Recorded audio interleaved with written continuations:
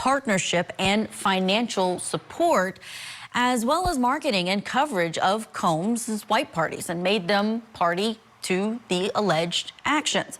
Now, the lawsuit says that the plaintiff asserts that the defendant, Vibe and PMC's involvement in this enterprise included providing defendant Combs' resources, like intentionally and falsely marketing and promoting defendant Combs' white parties in its publication as a high-profile networking and social event in an effort to disguise and deceive the real intent of this event. Here with us to discuss all of these allegations, criminal defense attorney and former attorney for R. Kelly, Steve Greenberg, is with us. Also, the editor-in-chief of magazine Hop Enquirer and celebrity photographer Dennis Byron is joining us, and celebrity and trial attorney Chris Melcher with us as well. Thank you all for weighing in on this topic. Steve, let me start with you. This case has some similarities when it comes to how the wording is in this lawsuit to some of the allegations that were against your former client, R. Kelly, but there are some stark differences as well. Your reaction to a magazine being added as a defendant in this civil lawsuit and claiming that they were promoting these parties that many revered as something that was an event to be attended. Look, I'm always suspicious when I see these things, because as much as everyone wants to believe these allegations, and everyone does believe these allegations just because they're made years later, in this case decades later, about parties that people were at. You see the list of guests that were at these parties, and it's very difficult to believe that some of these people, I saw Leonardo DiCaprio and other celebrities like that were at these parties, to believe that they were just idly sitting by while these things were going on. They add people in these lawsuits because they're looking for as many deep pockets as they can to sue. That's all that's going on here. But these people come up with these allegations. Why do they wait so long if these are such awful things that have happened to them? I think what ultimately, although R. Kelly got convicted of some crimes, and I wasn't involved by the time those cases went to trial, I think what you found out was that the fire, or the smoke that was there, was much worse than the fire. All sorts of people said there were all these awful things about R. Kelly, but when it came down to it, the allegations were actually far less salacious than what people thought they were going to be. And that might be the case here, too. Well, this victim and the alleged victim, this accuser in this lawsuit, she's claiming that she didn't come forward because of the cycle of abuse, how scared she was to be able to get away or for anyone to believe her. But she says multiple times in this lawsuit it's because other people are coming forward that she feels emboldened to bring this lawsuit. Dennis, you've followed Diddy's career for 30 years professionally. You attended another trial that he was involved in many years ago and followed him as a celebrity photographer. What can you tell me about these white parties and the legitimacy that they had? Because we're seeing them in these pictures. I mean, there are some heavy hitters that are attending them.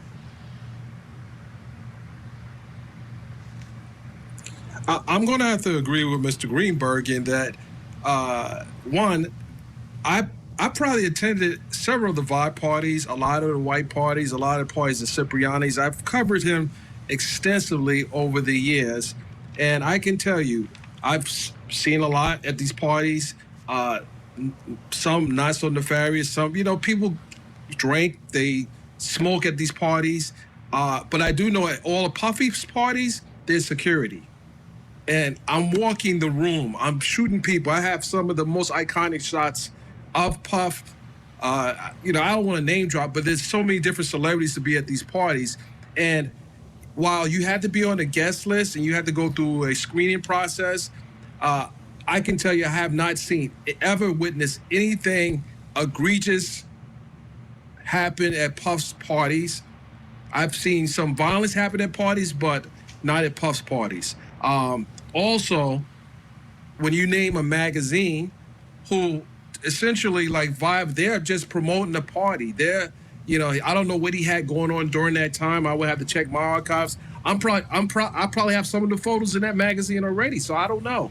I think the person or persons that are making these allegations, they have to prove this. And then we have to go back in time to substantiate this, this is going to require a deep investigation, as Mr. Greenberg knows, as well as your panelists know. You just can't just say someone's done something. We learned this, and I covered R. Kelly's trial in Chicago and New York. And what was put out in the press wasn't what came out in both the New York trial and the federal trial in Chicago. So I think people should just wait until all the evidence is put on the table. Let's not rush to judgment. And I'll say this: there's another high-profile celebrity. I won't say his name, but he was accused of something, and they were suing for $20 million. Guess what? It was all bogus.